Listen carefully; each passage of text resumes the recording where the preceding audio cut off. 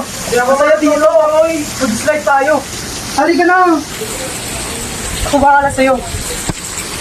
Hindi nga ako marunong lumangoy. Sunod ka. Unang-unang mauna. Ingat ka.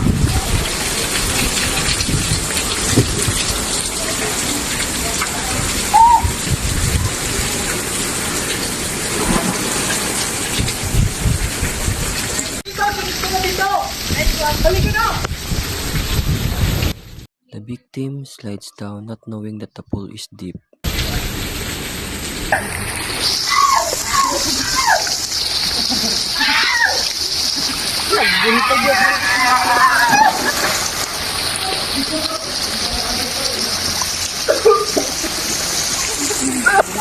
victim is struggling to stay afloat.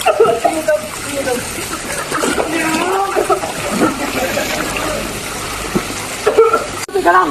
Hihingi ako ng tulong. Malmal mo sa minaw!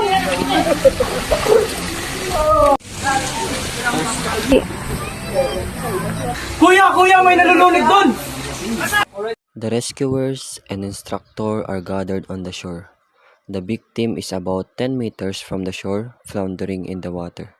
The team is prepared to perform different rescue techniques based on the situation. We have a rescue situation. The victim is in the water, appears to be struggling, and is about 20 meters offshore. We need to use multiple techniques.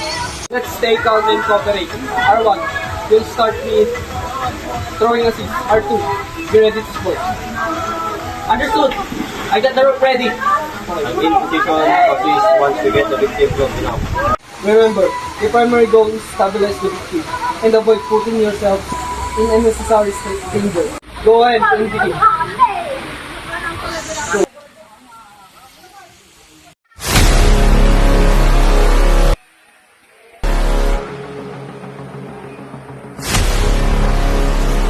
This technique is called throwing assist with the use of a rope.